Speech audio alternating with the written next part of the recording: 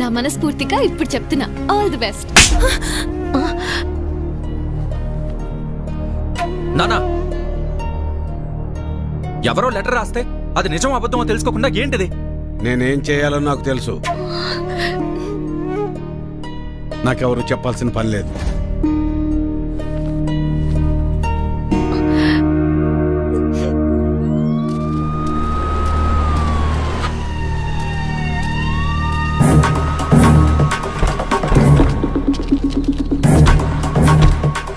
అభిని పిలవండి.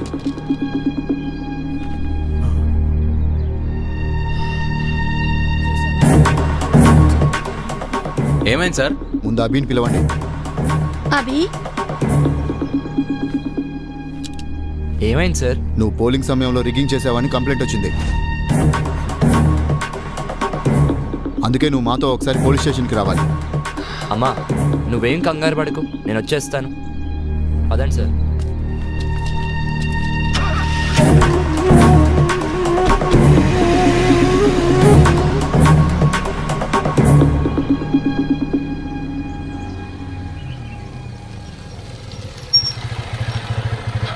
ఏమైంది? నాయకులతో పెట్టుకుంటే ఇలానే ఉంటది. అవసరం వాడికి ఇవన్నీ? పిన్ని, వాడిని మూసుకుని ఊరెళ్ళిపోమాను. పదా. అత్త నువ్వేం కంగారు పడు, నేను వెళ్ళి కనుక్కుని వస్తాను.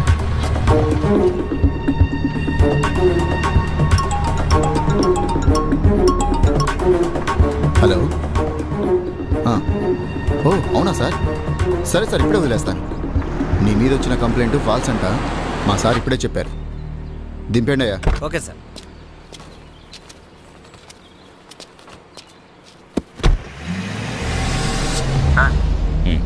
మీరు చెప్పినట్టుగానే చేశాను.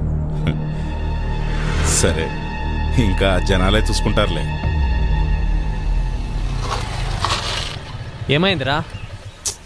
ఇదంతా లోకల్ పొలిటీషియన్స్ ఆడే గేమ్లే కానీ పద, నేను చెప్తా.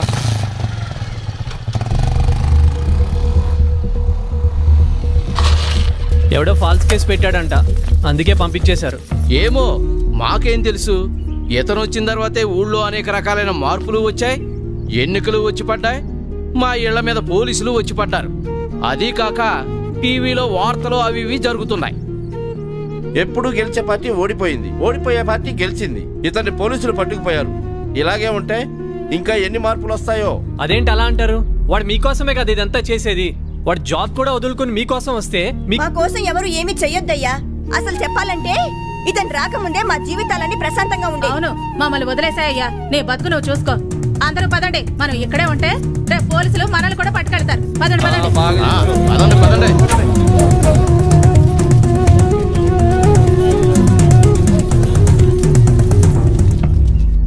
ఆడు అవిగాడు హోటల్ కౌంటింగ్ లో ఏదో మాయ చేశాడంట. అందుకే పోలీసులన్నీ అరెస్ట్ చేశారు. పాపం ఊరికే పోతుందా, వదిలిపెడుతుందా? అరే, నీకొచ్చిన 14 ఓట్లు చూసి నువ్వు అనుకున్న మార్పు వస్తుందని చిన్న హోప్ వచ్చిందిరా. కానీ అంతలోనే హోప్ మొత్తం చంపేశారు వీళ్ళంతా. ఐమ్ సారీరా, నువ్వు కూడా ఎక్కువ ఆలోచించకు. నీకు ఇది కరెక్ట్ కాదు. నా మాటిని హైదరాబాద్ వచ్చే బయలుదేరతా. బాయ్.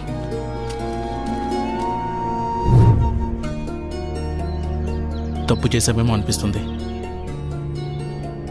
వాడికి సపోర్ట్ చేసి ఉండాల్సింది.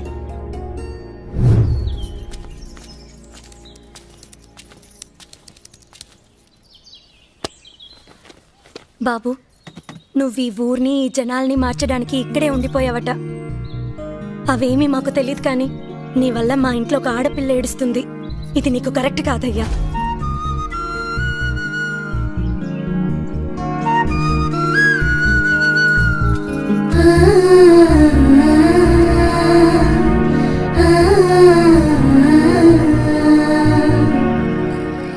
నా ఆలోచన అంతా కృష్ణ గురించే. నా వల్లే తను సఫర్ అవుతుంది. రేయ్, మళ్ళీ కాల్ చేస్తారా? చెప్పమ్మా.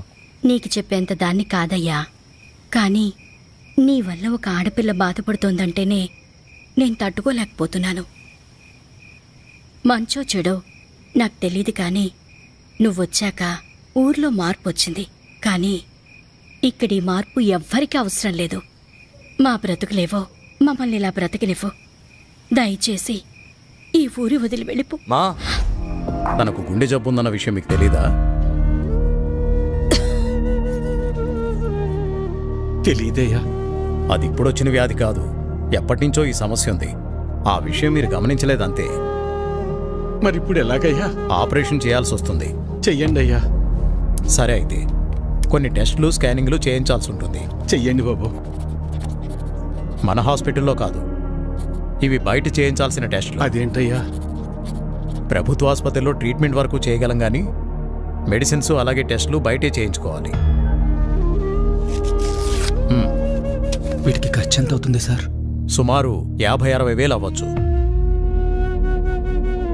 మిగతా లెక్కలు తర్వాత చూసుకుందాం.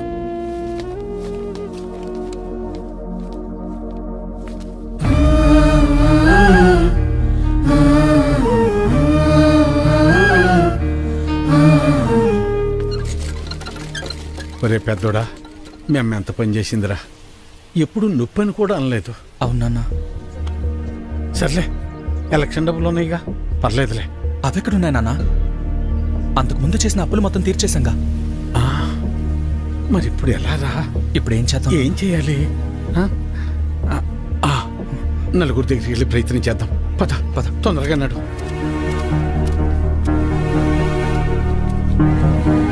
అయ్యా సుబ్బయ్య గారు, అయ్యా విషయం ఏందో చెప్పు. నా భార్యకి బాలేదు, కొంచెం డబ్బు సాయం చేయండి అయ్యా. ఎట్టా? రామయ్య గారి ఇంటికి వెళ్దాం. అన్నా ఆగనన్నా, అమ్మకి ఆరోగ్యం బాగాలేదు, అర్జెంటుగా డబ్బు కావాలన్నా. అయ్యో, నిన్ననే పాప స్కూల్ ఫీజు కట్టాను రా. లేవు, ఉంటే ఇచ్చేవాడిని. అయ్యా, మా ఆవిడకి ఒంట్లో బాగాలేదు, ఆసుపత్రిలో చేర్చాం, కాస్త డబ్బులు సాయం చేయండి అయ్యా. లేడు, ఊరెళ్ళాడు. వెళ్ళాడా? రవి, అర్జెంటుగా డబ్బు కావాలరా. అమ్మకి బాగాలేదు, హాస్పిటల్లో ఉంది. డాక్టర్ గారు డబ్బులు తీసుకురమ్మన్నారు. ఏదో ఒకటి చేయరా. లేవన్నా. నువ్వే ఎలా అంటే ఎలారా? అర్థం చేసి. లేవన్నా. బాబాయ్ బాబాయ్, అమ్మని హాస్పిటల్లో జాయిన్ చేశాం బాబాయ్. అర్జెంటుగా డబ్బు కావాలి, ఆపరేషన్ చేయాలంటున్నారు. డబ్బులు ఏమి లేవు, వెళ్ళిపో. అసలు ఏమి లేవు, దయచేసి వెళ్ళిపోవా.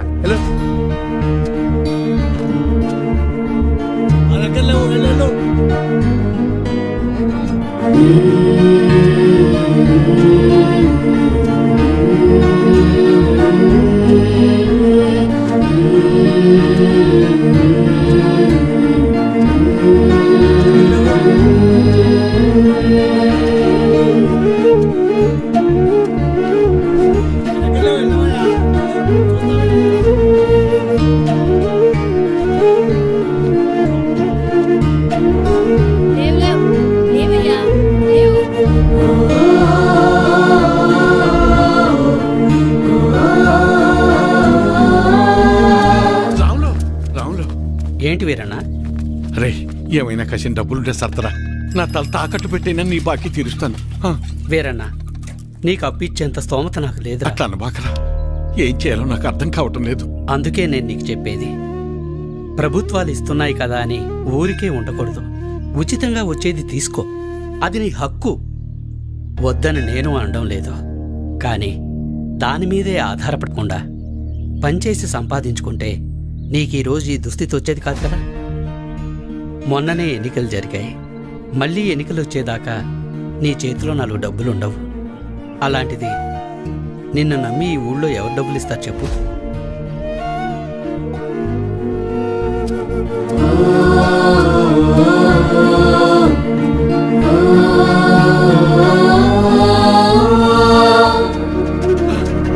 ఆపండి, ఆపండి, ఆపండి. నమస్కారం అయ్యా. నా భార్య హాస్పిటల్లో ఉంది, ఆరోగ్యం బాగాలేదు, కాసిన డబ్బులు సాయం చేయండి అయ్యా. రే, ఎలక్షన్లోనూ సాయం చేసి ఆరోగ్యం బాగోపోతే సాయం చేసి అదే పనిగా చేస్తారా? అంత మాట అనకండి అయ్యా. అన్నిటికీ నేనేమన్నా దేవుణ్ణేంట్రా? అయినా ఇలా పంచుకుంటూ పోతే ఎప్పుడురా, నేనెప్పుడురా బతికేది? అది సరేనయ్యా, ఇక్కడ ప్రభుత్వ ఆసుపత్రిలో ఉండాల్సిన సదుపాయాలు అసలు ఎందుకని లేవయ్యా? అబ్బో, నన్నే ప్రశ్నిస్తున్నావా? అయినా నేను గెలిచింది ఇప్పుడే కదా. నీకన్ని వివరాలు కావాలంటే వెళ్ళి నీ పాత నాయకున్నాడు, అన్ని వివరంగా చెప్తాడు. పదరా. అబ్బా, నా ముందు నుంచుని నన్నే ప్రశ్నిస్తున్నావా? లేదయ్యా. నీకు లెక్కలు చెప్పడానికి నేనిప్పుడు మీ లీడర్ని కాదు కదా. నన్ను కాదని వేరే వాడిని గెలిపించుకున్నారు. వెళ్ళి ఆయన అడగండి. ఆయన్ని అడిగితే మిమ్మల్ని అడగమన్నారండి. అవునా? సరే కానీ మొన్న ఎలక్షన్స్కే డబ్బులెంత ఇచ్చానరా నీకు? ఓటుకి 2000 కాదు రోయ్, అందరికీ 2000 ఇస్తే మూసుకుని తీసుకోకుండా నువ్వు డిమాండ్ చేసి మరీ 3000 తీసుకున్నావు కదా. మరీ ఈసారి అయితే మీకు పండగే రోయ్. ఒకే ఎలక్షన్కి 2 సార్లు వచ్చారా డబ్బులు? జాక్పాట్ మీకు. ఆ డబ్బులన్నీ ఎక్కడి నుంచి వచ్చాయనుకున్నావురా? నా జేబులోంచి కానీ తీసిచ్చాననుకున్నావా? మీకు ప్రభుత్వం ద్వారా వచ్చిన సహకారాలన్నీ రూపాంతరం చెంది డబ్బుగా మీ చేతికి వచ్చాయి. దీన్ని బట్టి నీకేమర్థమైంది? అవ్వా కావాలి బొవ్వా కావాలంటే కుదరదు రోయ్. అయ్యా, నేను లెక్కలు అడగటానికి రాలేదయ్యా. నా భార్య సాగు బతుకుల్లో ఉంది. కాస్త డబ్బు సాయం చేసి నా భార్యకు ప్రాణభిక్ష పెట్టండి అయ్యా. ఏరా, ఇందాక అడిగావు, ఇప్పుడు అడుక్కుంటున్నా. ఇదేరా మీ దగ్గర వచ్చిన చిక్కు. అయినా డబ్బులు తీసుకుని మరీ నన్ను ఓడించారు కదరా. అయ్యా, అనుభవించండి.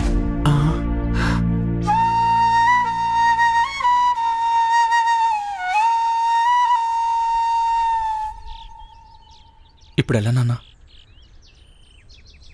కాసిన మంచి నీళ్ళు ఎవరా?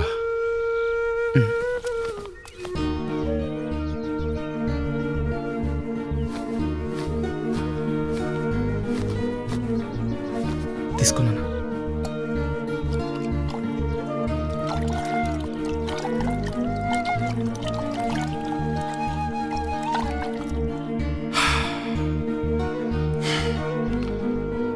అమ్మా,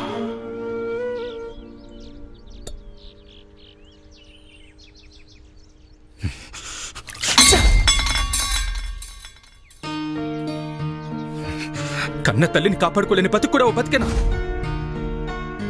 ఛీ!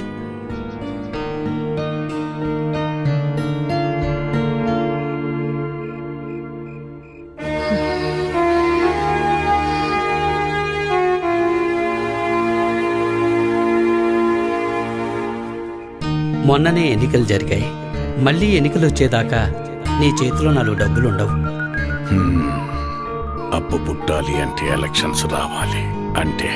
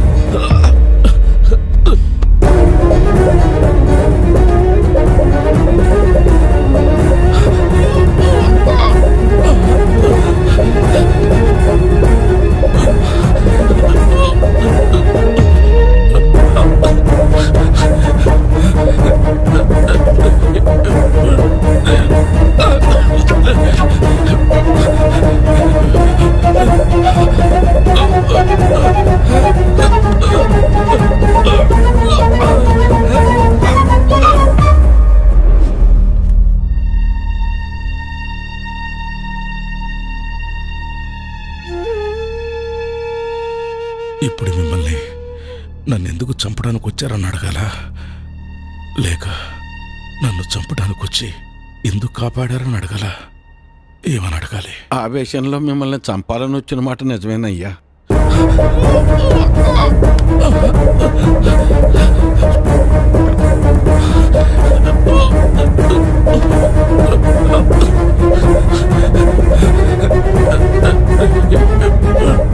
కానీ మేము వచ్చి చూసేసరికి చావు బతుకుల్లో ఉన్న మిమ్మల్ని అలా వదిలేయాలా లేదా కాపాడాలన్న సందిగ్ధంలో కాసేపు ఉండిపోయామయ్యా.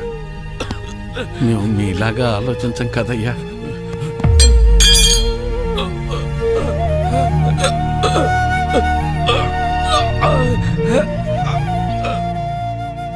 మేము సామాన్యులం, అందుకే మిమ్మల్ని కాపాడామయ్యా.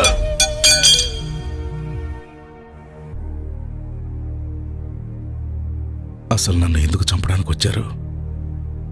మీరు చచ్చిపోతే మళ్ళీ ఎలక్షన్లు వస్తాయి కదయ్యా. ఎలక్షన్లు వస్తే మళ్ళీ డబ్బులు పంచుతారు కదా, ఆ డబ్బులతో నా భార్యను కాపాడుకోవచ్చని.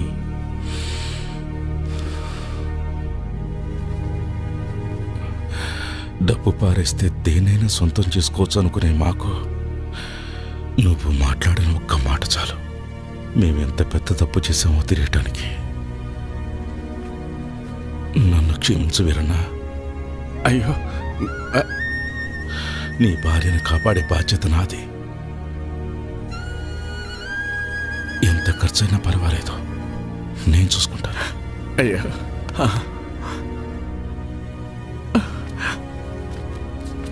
వీరన్నా,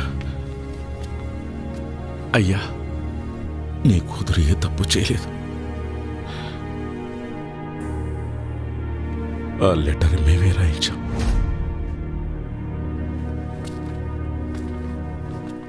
డాక్టర్ గారు, డాక్టర్ గారు, డాక్టర్ గారు, అయ్యా, నా భార్యకి టెస్టులు స్కానింగ్ చేయాలన్నారు. ఇదిగోనయ్యా డబ్బులు తెచ్చానయ్యా, దయచేసి నా భార్యని కాపాడండి అయ్యా. సారీ వీరయ్య, మేమెంత ప్రయత్నించినప్పటికీ కాపాడలేకపోయాం.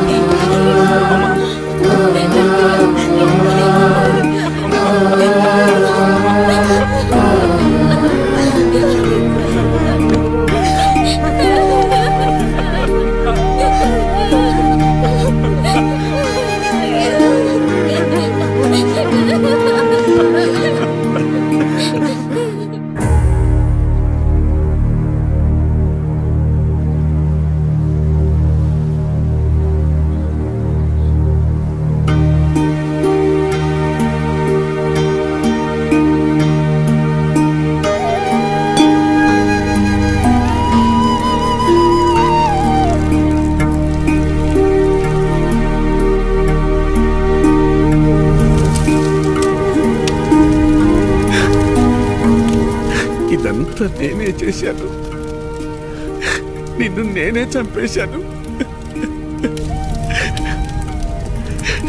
అగ్ని సాక్షిగా నీకు తోడుంటానని మాటిచ్చాను, కానీ అదే అగ్గిలో నువ్వు కాలి బుగ్గైపోతుంటే ఏమీ చేత కాని వాళ్ళ చూస్తూ ఉన్నా.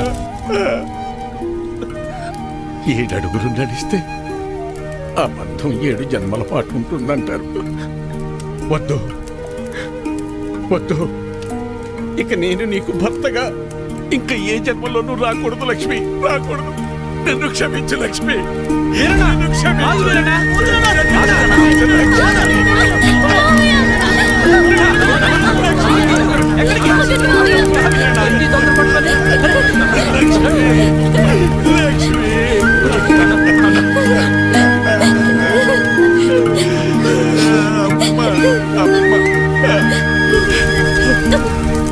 ఏంటి వీరన్న ఇది?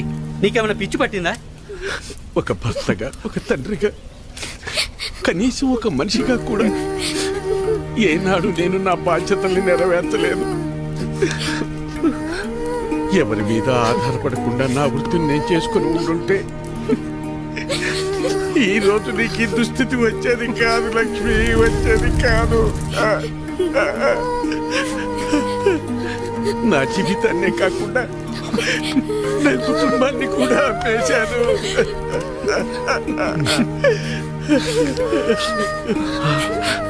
ఎవరో వేసే పిచ్చ మీద ఆధారపడి బతికేలా చేశారు. చివరకు నా భార్య ప్రాణం కోసం కూడా చేతులు చాచి అడుక్కునేంతగా దిగజారిపోయాను.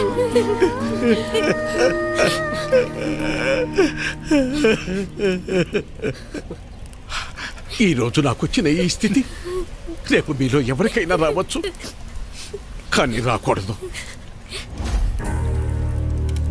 అయినా నా భార్యని కాపాడుకునే హక్కు కూడా నాకు లేదా? ఆ హక్కును పొందే అర్హత నాకు లేదా? ఆరోగ్యం, విద్య ఈ దేశ పౌరులుగా మన ప్రధాన హక్కులు అంటారే, మరి మరి వాటిని పొందే అర్హత నిజంగా నాకు లేదా? నాకు అర్హత లేదు, నాకు అర్హత లేదు. నాకే కాదు, మనలో ఎవ్వరికీ అర్హత లేదు. మనల్ని మనం అమ్ముకున్న రోజే ఆ అర్హతను మనం కోల్పోయాం. ప్రశ్నించే హక్కును కూడా కోల్పోయాం.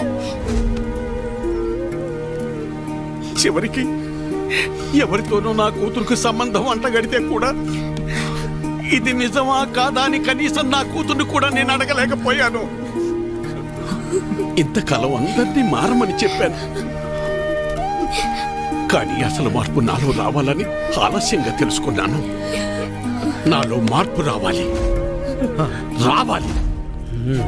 నాలా ఆలోచించే ప్రతి ఒక్కరిలో మార్పు రావాలి. మనం బానిసలమనే భావన తొలగాలి. అందుకు మన ఆలోచన మారాలి. ఆ మార్పు దిశగా మనల్ని ముందుకు నడిపే అభినవ్ లాంటి నాయకుడు మనకు కావాలి. అయినా ఆ కుర్రాడు చాలాసార్లు చెప్పాడు నన్ను మారమని. నాలాంటి వాళ్ళలో మార్పు కోసం అతడు చాలా తపన పడ్డాడు. మనందరం అతనికి ఏమిచ్చాం? అతన్ని ఈ ఊరి నుంచి తరివేద్దాం అనుకున్నాం. మనం ఇకనైనా మేల్కొందాం.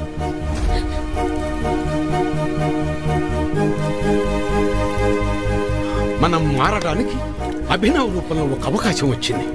ఆ అవకాశాన్ని మనం చేజార్చుకోవద్దు.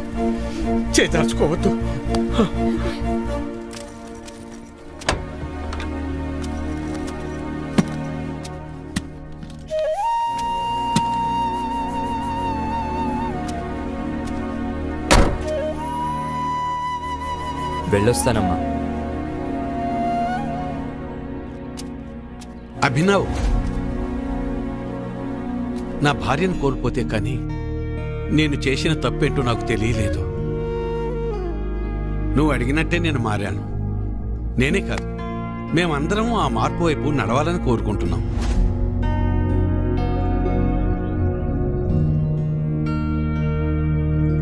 మా నాయకుడిగా ఉండి మమ్మల్ని ఆ దిశగా నడిపించు. ప్రశ్నించే నీ గొంతుకు మా గాళాన్ని కూడా జోడించి ఆ ప్రశ్నకు ఊపిరిపోద్దాం. నేను నాయకుడిని అవుదామని కాదండి, మీలో ఈ మార్పు కోసమే నా ఈ తపన. విద్య, వైద్యం, వాక్ స్వాతంత్రం ఎలాగైతే మన ప్రాథమిక హక్కులో, మన సమస్యల కోసం పోరాడటం, వాటిని ప్రశ్నించడం కూడా మన ప్రాథమిక హక్కే. కానీ ఎప్పుడైతే మనం మన ఓటు నమ్ముకుంటున్నామో మనం ఆ హక్కుని కోల్పోతున్నాం. అందరూ అనుకునేలా ఓట్ అనేది ఒక హక్కు కాదండి, అది మన బాధ్యత.